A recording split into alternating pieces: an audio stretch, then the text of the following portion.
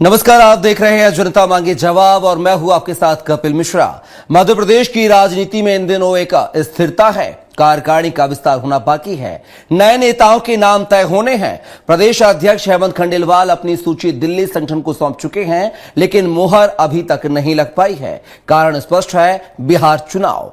BJP का केंद्रीय नेतृत्व पूरी तरह से उस रणभूमि में जुटा है और एमपी के फैसले फिलहाल प्रतीक्षा सूची में हैं। आज इसी मुद्दे पर चर्चा करेंगे, लेकिन सबसे पहले आपको दिखाते हैं खास रिपोर्ट।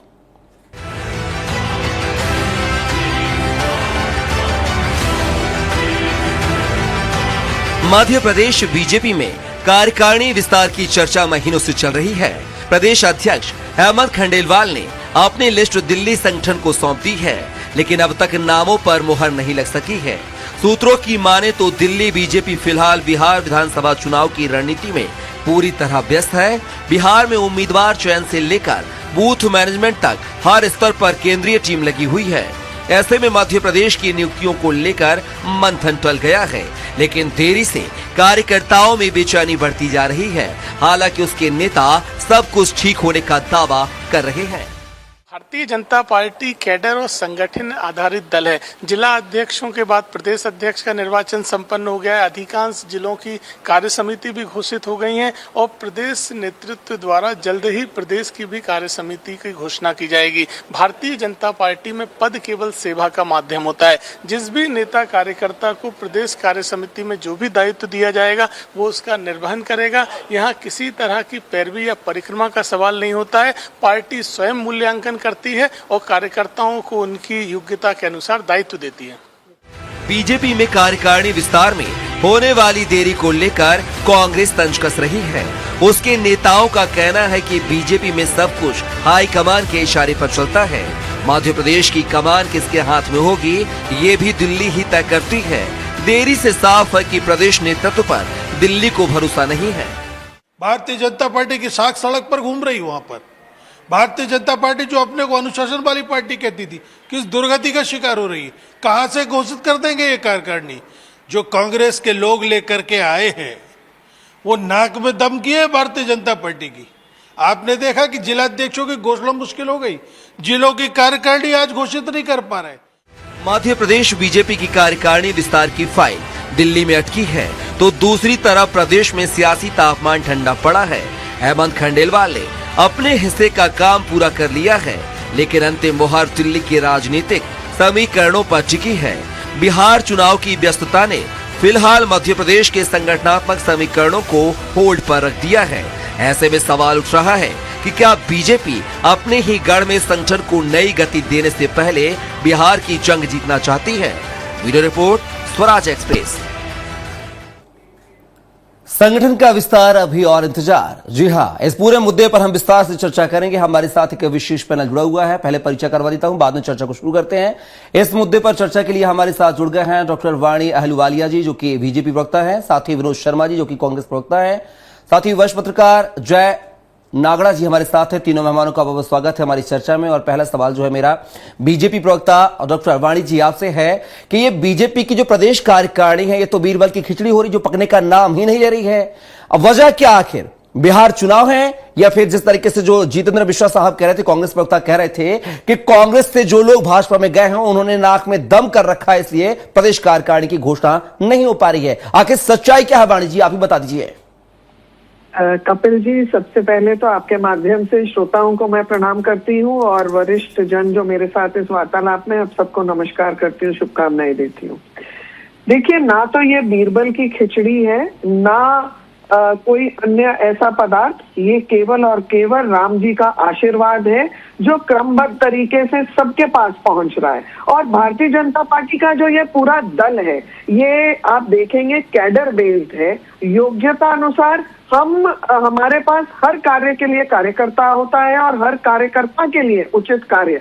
उसी श्रेणी में आपने देखा कि पहले प्रदेश अध्यक्ष का जो हुआ है निर्वाचन, फिर उसके बाद ये क्रम बढ़ा है और जिला की कार्यकारिणी स्थापित हो रही है जिला अध्यक्षों के चयन के बाद। अब ये क्रम भी पूरा होगा।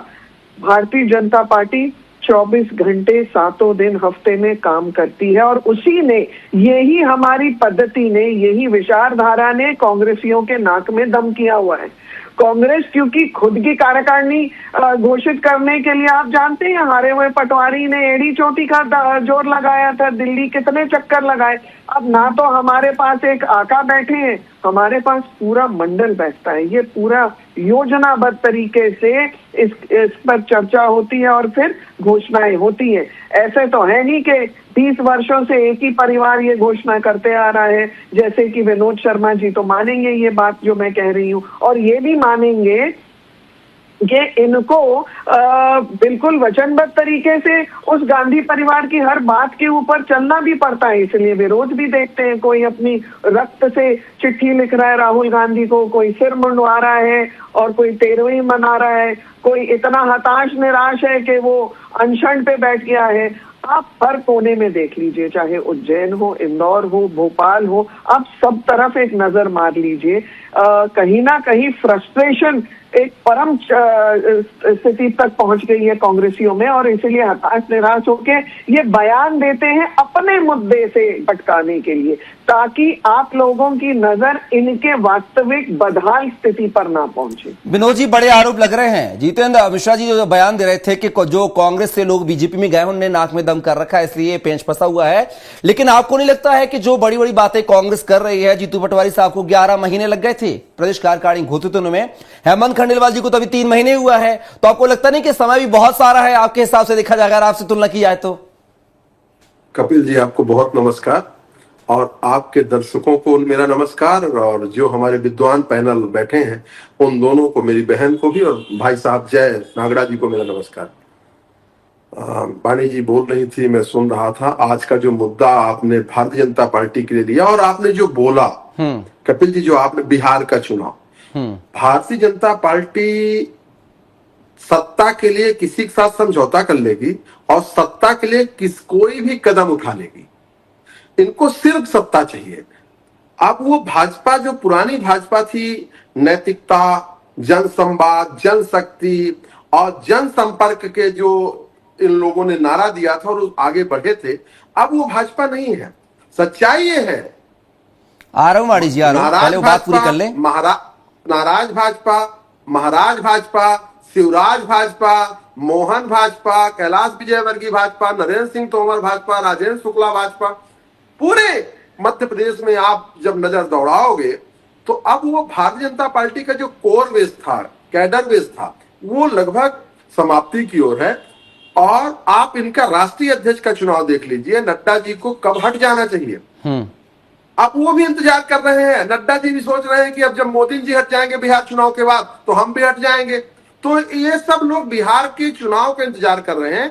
और मैं आपके चैनल में विश्वसनीयता के साथ कह रहा हूं, बिहार चुनाव के बाद केंद्र की भाजपा की जो लगड़ी सरकार है, गठजोड़ की सरकार है, वो गिर जाएगी। नड्डा जी भी हट जाएंगे। और अभी तो बहुत कुछ होना बाकी है।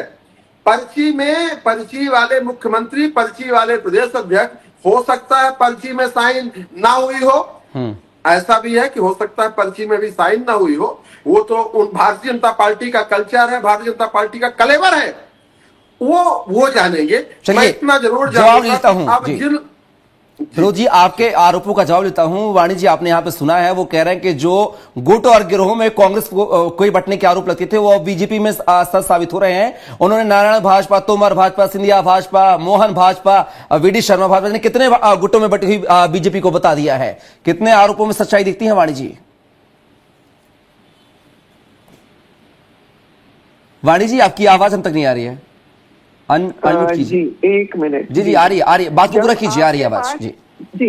जब आपके पास विचारधारा ना हो, आप भूले हुए, भटके हुए, जैसे अनियंत्रित कहीं पर डगमगा रहे हो, वैसे ही तो कांग्रेस प्रवक्ता ने, एक्चुअली इन्होंने जो कहा है, ये सारी झलक और छवि कांग्रेस की वर्तमान स्थिति की है। कारण क्यों? इनके जो सहयोगी है, अलायंस पार्टनर्स, हर अलायंस पार्टनर के ऊपर कोई ना कोई केस, बड़ा आरोप न्यायालय में चल रहा है। और वो तब से है जब से कांग्रेस शासित ये देश था। ये तब था, ये सब केसेस तब शुरू हुए थे 1995 के बाद, जब कांग्रेस केंद्र की सरकार में थी। दूसरी चीज, आप जिस नैतिकता की बात कर रहे हैं, तो विनोद शर्मा जी, आप भूल जाते हैं कि आप और आपके सहयोगी का क्या हश्र है। आपने दक्षिण भारत में आप लोगों ने क्या किया है। आपके वहां नैतिकता आपकी खत्म हो जाती है जब आपके खुद के शासित प्रशासित प्रदेशों में हम अगर बात करें। आज ही आपके एक प्रशासित प्रदेश ने कहा है कि वो उनका जो ट्रेजरी है वो ठंटन गोपाल हो गई है, वैसे ही हिमाचल में हुआ। अगर हम बात करें अंदरूनी और बाहरी सुरक्षा की, आपने कभी उस पर संज्ञान नहीं लिया। अगर हम बात करें सारे देश की जनता और किसानों के हित की, आपने उस पर ध्यान नहीं दिया। आप केवल और केवल जनता को एक एटीएम बनाकर लगातार शासन में थे। अब वो एटीएम जनता ने अपना बंद कर दिया है, इसलिए चिंता विनोद जी तो बड़े आरोप होगी लग रहे विनोद हैं। जी। और विनोद जी, आप अगर हंसेंगे तो ये आरोप आपके बेबुनियाद नहीं होते। ये पूरा तो देश निरंतर जानता है, जनता कपिल जी। स्थापित करती है। अगर जनता वाणी जी, ये मैं बोलूं? समझती और मैंने खत्म नहीं किया, आप बीच में बोल रहे हैं। आप असल में जनता आपको इस पर मोहर तो हर राज्य में लगा के देती है। जब आप इलेक्शन हार जाते हैं, फिर आप उसके बाद नई कहानी शुरू कर देते हैं। जनता के ध्यान भटकाने में आप बिल्कुल कामयाब नहीं है। जनता आपको परख चुकी है, इसलिए आपको 0 सन्नाटा सरकारी आदेश देती है। आप जनता के बहुत दूर हट चुके हैं, जमीनी स्तर पर आप लोग विफल हैं। चलिए अब सीधा मैं, हाँ विनोद जी 10 सेकंड में फिर सीधा वरिष्ठ पत्रकार का रुख करूंगा। कथनी और करनी में जिसके अंतर हो, वाणी जी मैं आपको बड़ी बहन मानता हूं। 72,000 करोड़ का किसानों का ऋण मनमोहन सिंह की सरकार ने माफ किया था। मोदी जी ने 2 लाख करोड़ व्यापारियों का कर्जा माफ किया है। एक भी मोदी जी ने वादा किया था कि पहली दस्तखत कैबिनेट की किसानों के लिए होगी। हाँ, किसानों को 750 किसानों की जो हत्या हुई है बॉर्डर में, सिंघू बॉर्डर में, उसके दोषी कौन हैं? वो कौन लोग हैं? हाँ, कथनी और करनी में एक बार नहीं, बार बार अंतर रहेगा। वाणी जी, मैं आपकी विद्वत्ता को भी प्रणाम करता हूं। वाणी जी थोड़ा सा जय नागरा साहब का रुख कर लेते, उसके बाद आप पर आऊंगा, आपको समय दूंगा। पहले वरिष्ठ पत्रकार रुख कर लेते हैं। जय नागरा साहब, क्या लगता है जिस तरीके से प्रदेश कार्यकारिणी की सूची जारी होने में लेट लतीफी हो रही है, कांग्रेस आरोप लगा रही है, बीजेपी का एक अपना अलग पक्ष है कि बड़े मंथनों का दौर चल रहा है, हालांकि बिहार चुनाव भी बीच में अड़चन है, ऐसे में क्या कमी दिखते हैं, क्या खामियां दिखते हैं जो लेट लतीफी हो रही है? देखिए कपिल जी, ये बात बोलने में मुझे कोई संकोच नहीं है कि बीजेपी तुलनात्मक रूप से बहुत अनुशासित पार्टी मानी जाती थी और पार्टी के पहले एक आंतरिक लोकतंत्र था। जिले में अध्यक्षों के चुनाव बाकायदा मतदान के माध्यम से होते थे, लेकिन धीरे धीरे सत्ता में लंबे समय रहने से वो सारी बीमारियां जो कांग्रेस में थी कहीं ना कहीं कांग्रेस बीजेपी में भी आती दिख रही है। तो केंद्र से हाईकमान जैसा शब्द बीजेपी की डिक्शनरी में नहीं दिखता था, आज सारे निर्णय दिल्ली से होते जा रहे हैं। तो मुझे लगता है कि बीजेपी कहीं ना कहीं उस कांग्रेस कल्चर की तरफ जा रही है और कांग्रेस ने इसकी बड़ी कीमत चुकाई है। मुझे लगता है कि जब आपने प्रदेश अध्यक्ष बना दिया तो फिर यह सारे प्रदेश स्तर पर निर्णय लेना चाहिए और एक नहीं निगम मंडलों की नियुक्ति से लेके अब ये सर्वविदित है कि यार छोटा सा छोटा निर्णय जो है दिल्ली से हो रहा है। तो मुझे लगता है कि ये जो केंद्रीकृत व्यवस्था हो गई है, ये शायद पार्टी के लिए एक आंतरिक लोकतंत्र को कहीं नुकसान पहुंचा सकती है। हालांकि मुझे ये कहने में आज फिर कह रहा हूं कि अपेक्षाकृत कांग्रेस में वो नाराजगी तुरंत सामने आती है, बीजेपी में वो अनुशासन का डंडा थोड़ा सा कड़ा है इसलिए सामने नहीं आती। लेकिन पार्टी को कहीं ना कहीं सोचना पड़ेगा कि वो आंतरिक लोकतंत्र को फिर से बहाली हो और स्थानीय निर्णय स्थानीय तौर पर लिए जाए। जी वाणी जी, कहीं ना कहीं कांग्रेस की तुलना आपसे की जा रही है। मेरा एक सवाल है कि जैसा कि हेमंत खंडेल साहब ने कहा था कि जब उनकी जो कार्यकारिणी घोषित होगी उसमें एक व्यक्ति एक पद पर जो है तवज्जो दी जाएगी। अभी वर्तमान में बात किया तो 7 सांसद, 6 विधायक और 1 मंत्री शामिल है प्रदेश कार्यकारिणी में। तो नई कार्यकारिणी का स्वरूप कैसा होगा वाणी जी?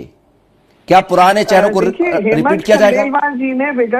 हेमंत जी ने एक बहुत अच्छी कार्यप्रणाली स्थापित की है और विगत 3 महीनों में जो जो दिशा निर्देश दिए हैं और जिसके अनुसार जो जिला अध्यक्षों की नियुक्ति हुई है, जहां पर जिले कार्यकारिणी की नियुक्ति हो चुकी है, वो भी आप उस पर गौर करिए। उन्होंने बहुत संतुलित माध्यम से ये सारी कार्यकारिणी का निर्माण किया है और एक औपचारिकता होती है, एक संतुलन ही नहीं बनाया रखा होता है। वरिष्ठों से सलाह मशवरा करके जब वो ये कार्यकारिणियों का निर्णय लेते हैं और फिर घोषणा करते हैं, उसमें भारतीय जनता पार्टी की जनहित की नीति, सबको समावेशी करने की नीति और सबसे अहम तो सबको समावेश उसी पे तो चर्चा कर रहा हूँ वाणी जी। मैं आपसे सीधा जवाब चाहता हूं कि नई कार्यकारिणी जो घोषित होगी उसमें क्या, जो मैं बता रहा हूं, मंत्री सांसद और विधायकों को जगह दी जाएगी या जैसा कि एक पद एक व्यक्ति की बात कही जा रही है उस पर अमल रहेंगे खंडेलवाल साहब?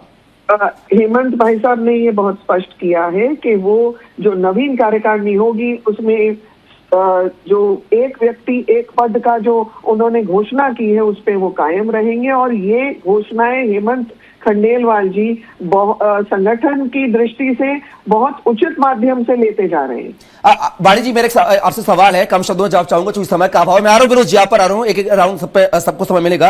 अब वाणी जी, आप कह रही हैं जिस तरीके से जो है कांग्रेस आरोप लगा रही है कि गुटों में बटी हुई बीजेपी है और आप कह रही हैं कि नहीं है, कैडर इस पार्टी है। लेकिन चलो मैं आपको कुछ फ्लैशबैक में ले चलता हूं। अभी हाल ही में ज्योतिरादित्य सिंधिया ने कलेक्ट्रेट में बैठक की थी जहां पर स्थानीय सांसद भारत सिंह कुशवाहा जो कलेक्ट्रेट के बाहर तक आए लेकिन मीटिंग में शामिल नहीं होकर और अपना विरोध जता के जो बाहरी की बाहरी वहां से रवानगी कर गए। कहा जाता है कि भरत सिंह कुशवाहा जो है वो नरेंद्र सिंह तोमर के करीबी माने जाते हैं, उनके आस-पास सलाहकार माने जाते हैं और नरेंद्र सिंह तोमर और ज्योतिरादित्य सिंधिया की जो है आपस में ग्वालियर चंबल क्षेत्र में जो है बात नहीं बन पा रही है। इसकी शिकायत जो है आला कमान तक जाती है, दिल्ली तक जाती है। फिर वहां से आनंद फानंद में 19 सितंबर को एक बैठक होती है जिसमें विधानसभा स्पीकर और मुख्यमंत्री के बीच में बैठक होती है। मुख्यमंत्री वहां से चले जाते हैं, अपने आगे के वो सारे कार्यक्रम रद्द कर देते हैं। ये पहला वाक्य। दूसरा वाक्य यह है, रीवा में जो डिप्टी सीएम राजेंद्र शुक्ल हैं वहां से वो विधायक आते हैं, वहां पर खुले मन से जो है रीति पाठक ने साफ कहा था कि विकास की बयार जो है रीवा से बाहर भी निकलनी चाहिए, सीधी का भी ख्याल रखना चाहिए, पूरा विकास खाली रीवा में नहीं होना चाहिए। इसको क्या माने, क्या ये गुटबाजी नहीं है जो कांग्रेस आरोप लगा रही है? देखिए, भारतीय जनता पार्टी अनुशासन के तहत अपनी कार्यप्रणाली करती है और जब अनुशासनहीनता होती है तो हम संज्ञान में लेते हैं, उस पर उचित कार्रवाई जहां करनी होती है प्रदेश अध्यक्ष महोदय वो बिल्कुल करते हैं। परंतु ये आप तुलना जो करने जा रहे हैं, आप कांग्रेस से हमारी तुलना नहीं कर सकते। नहीं, मैं तुलना कहां कर रहा हूं, तस्वीरें बयान कर रही है बाड़ी। मैं कौन हूं तुलना करने वाला? बेसिस तो कंपैरिजन पे ही होता है ना। बेसिस आपके जो डिस्कशन का जो पूरा कॉन्टेक्स्ट है कपिल जी, वो तो एक कंपैरेटिव कॉन्टेक्स्ट ही है। तो मैं आपको ये ध्यान दिला दूं, अभी महिला कांग्रेस में कुछ नियुक्तियां हो रही थी तो आपने वहां क्या झलक देखी? देखिए, जित्तू पटवारी गुट अलग हावी है, जित्तू पटवारी ग्रुप हावी है कि वरिष्ठों को दरकिनार करे, जितने वरिष्ठ हैं उनका खेला बिगाड़े, और दिग्विजय सिंह जी का जो ग्रुप है वो अलग अपने गणित में काम कर रहा है। कपिल हमारे वरिष्ठ नेता जो पूर्व मुख्यमंत्री हैं कमलनाथ जी और उनके विरोधी वाणी, कम शब्दों, समय का अभाव है, कम शब्दों में गुट आपको समझने होंगे। चलिए मैं जवाब आप ही की बात का जवाब देता हूं। विनोद जी कम शब्दों में जवाब देंगे। गुट आप बीजेपी पर बता रहे हैं, गुट गिरोह का आरोप लगा रहे हैं, लेकिन आपके यहां खुद गुटबाई चल रही है। कमलनाथ गुट, दिग्विजय गुट, जीतू पटवारी गुट। अब अपने आप को कैसे दिखते हैं विनोद जी? विनोद जी देखिए, हमारे यहाँ कोई गुट नहीं। हम लोग खड़गे और राहुल गांधी जी हमारे नेता हैं। खड़गे जी हमारे राष्ट्रीय अध्यक्ष और राहुल गांधी जी हमारे नेता विपक्ष। बात आई एक व्यक्ति एक पद की, तो हेमंत खंडेलवाल जी क्या करेंगे? विधायक रहेंगे कि प्रदेश अध्यक्ष ही छोड़ेंगे? भाई वो निर्णय तो उनके ऊपर भी लागू होगा ना। अब वही है, वाणी जी ने बोला, पर वाणी जी ये ध्यान रखिए, सुपा बोले तो बोले, चलनी क्या बोले। आपने जो बोला तो आप स्पष्टीकरण ये दीजिए कि आप राहुल गांधी को कुर्सी छोड़ने के लिए मजबूर कर रहे हैं, उनकी तो आप समय दीजिए कि वो आराम करे। कितने वो परिवार पिछले 70 वर्षों से आपके बागडोर संभाले हुए हैं, कभी दादा होता है, कभी दादी होती है, कभी कोई। वाणी जी कभी व्हाट्सएप नॉलेज से बाहर निकलो। मैं तो आपको नाम के आगे डॉक्टर लगा है। आपको पता है कि गांधी परिवार का आखिरी प्रधानमंत्री हमारे भारत रत्न राजीव गांधी थे। इसके बाद पीवी नरसिम्हा राव बने, डॉक्टर मनमोहन सिंह जी बने, और आप अभी भी गांधी परिवार में क्यों? जिस परिवार मुझे पता है, गांधी परिवार इस देश के डीएनए में है। गांधी परिवार इस देश के रोम रोम में है, तो गांधी नहीं, परिवार हमको से ऐसा DNA कोटसे नहीं वालों को चाहिए। नफरत होना स्वाभाविक है। जब गांधी परिवार से कोटसेवादी विचारधारा जो होगी, जो भी होगी, उसको गांधी परिवार से थोड़ा सा उनके मन में द्वेष रहेगा कि अरे बाप रे बाप, राहुल गांधी जी आप याद रखिएगा राजीव गांधी जी का बेटा है, इंदिरा गांधी का पोता है, समय का अभाव विनोद जी। जवाहरलाल नेहरू का वारिस है, और वो उस व्यक्ति के उसमें बना है जिसने कन्याकुमारी से लेकर कश्मीर तक पैदल नाप किया हो। आप राहुल गांधी का सिलेबस नहीं पढ़े हो। हाँ, आप नरेंद्र मोदी नमो नमो मैं करते नहीं रहो। पढ़ सकती और याद क्योंकि वो रखना, मोटरसाइकिल का इंजन याद और रखना ईवी बिहार गाड़ी चुनाव कैसे के बाद, चलती है उसकी और तुलना आप अभी करते बात हैं। कर रहे थे जो अमित शाह तिहाड़ जेल के अंदर रह के आया हो, ऐसी पार्टी ऐसे व्यक्तियों को वही बोला कि सूपा बोले तो बोले, चलनी क्या बोले। बहुत बहुत चलिए विनोद जी, समय का अभाव है। जय नागरा साहब का रुख करूंगा। जय नागरा साहब, विनोद जी समय का अभाव है, समय का अभाव है, चर्चा में बनी रहेगा। जय नागरा साहब का रुख करूंगा। नागरा साहब, क्या लगता है जिस तरीके से जो मैंने आंकड़े रखे हैं, ग्वालियर चंबल का रखा है, रीवा संभाग का रखा है, क्या लगता है कि यही लेटर टीपी की वजह है, क्योंकि सभी का साथ, सभी को साधना एक बीजेपी के लिए गले की फांस बन गई है? ये बात सही है कि बीजेपी जिस तरह से सत्ता में आई है उसके विस्तार हुआ है, और एक बड़े परिवार को लेकर के चलना ज्यादा मुश्किल होता है। और जो सत्ता में रहने की मुश्किलें हैं, जो कि पहले कांग्रेस की हुआ करती थी और वो बीजेपी की है, तो मुझे लगता है कि इसमें कुछ अस्वाभाविक नहीं है। एक स्वाभाविक रूप से ये सारी चीजें होगी। सत्ता की अपनी महत्वाकांक्षाएं होती हैं, और वह महत्वाकांक्षाएं जब टकराती हैं तो ये सारी स्थितियां बनती है।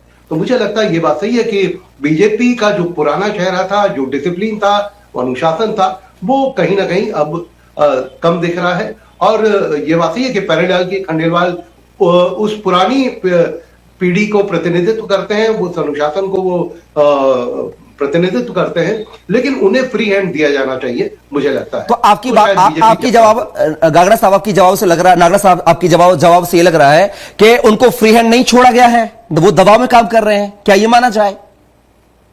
निश्चित रूप से यदि ये बात है कि सारी चीजें दिल्ली ही तय होनी है, भी आपने अध्यक्ष बना दिए, जिलाध्यक्ष बना दिए, अब बहुत सारे निर्णय आप उस टीम को छोड़िए और उसको टारगेट दीजिए। मुझे लगता है कि पहले अपने खंडेलवाल जी एक योग्य व्यक्ति हैं, और वो उस पूरी विचारधारा के साथ आते हैं जो ठाकरे जी के साथ आती है। तो मुझे लगता है कि कहीं कहीं रिवाइवल हो रहा है, बीजेपी उस पर आ रही है, और अभी तक उनकी जो वर्किंग है वो लोगों का विश्वास जगाने वाली है, लेकिन उन्हें फ्री हैंड दिया जाना चाहिए, ये बात मैं मानता हूं। बिल्कुल, कहीं ना कहीं दबाव में आकर काम कर रहे हैं, ऐसा कहना है वरिष्ठ पत्रकार का नागरा जी का। और इस चर्चा में हिस्सा बनने के लिए वाणी जी आपका, विनोद जी आपका, साथी जय नागरा जी आपका बहुत शुक्रिया, धन्यवाद। तो देखना होगा कि चर्चाओं का जो बाजार गर्म है, जिस तरीके के आरोप कांग्रेस लगा रही है कि गिरोह और गुटों में जो है बीजेपी नजर आ रही है, और यही वजह है कि जो प्रदेश कार्यकारिणी की घोषणा नहीं हो पा रही। वहीं तो बीजेपी कह रही है कि बिहार चुनाव है, पहला फोकस जो है राष्ट्रीय नेतृत्व का बिहार चुनाव में, उसके बाद जो है मध्य प्रदेश की प्रदेश कार्यकारिणी की जो है घोषणा बिहार चुनाव की बात कर दी जाएगी। लेकिन देखना होगा कि अभी प्रदेश कार्यकारिणी की घोषणा होने में भी कितना और वक्त लगेगा, और कौन कौन से पेच जो है सामने आएंगे। फिलहाल के लिए इस चर्चा में बस इतना ही। आप बने रहिए स्वराज एक्सप्रेस के साथ। नमस्कार।